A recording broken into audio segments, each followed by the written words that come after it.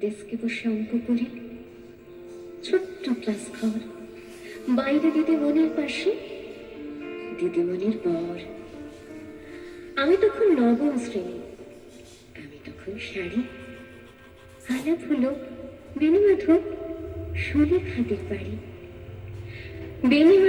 বেণীমাধব লেখাপড়ায় ভালো, শহর থেকে বেড়াতে এলে আমারও কালো। তোমায় দেখে এক দৌড়ে পালিয়ে গেছি ঘরে। বেণীমাধব, আমার বাবা দোকানে কাজ করে। কুঞ্জে অলি কুঞ্জে তবু ফুটেছে মঞ্জুরি, সন্ধ্যেবেলা পড়তে বসে অঙ্কে ভুল করি। আমি তখন নবম শ্রেণী, আমি তখন 16।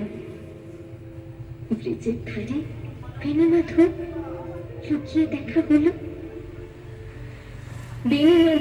বেণীমাধব এত দিনের পরে সত্যি বলো, সেসব কথা এখনো মনে পড়ে? সেসব কথা বলেছ তুমি তোমার প্রেমিকাকে? আমি কেবল একটি দিন তোমার পাশে তাকিয়ে দেখেছিলাম আলোর নিচে অপূর্ব বসে আলো। স্বীকার করি দুজনকে মানিয়েছিল ভালো। জড়িয়ে দিল চোখ আমার, উড়িয়ে দিল চোখ। বাড়িতে এসে বলেছিলাম ওদের ভালো হোক। রাতে এখন ঘুমাতে যাই একতলার ঘরে, মেঝের উপর বিছানা পাতা, জ্যোৎস্না এসে পড়ে।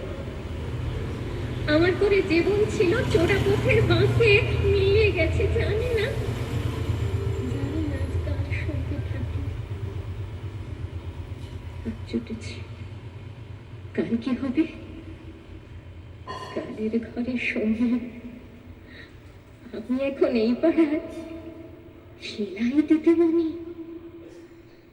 তবু আগুন বেণীমাধব, আগুন জলে কই? কেমন হবে আমিও যদি নষ্ট মেয়ে হই? কেমন হবে?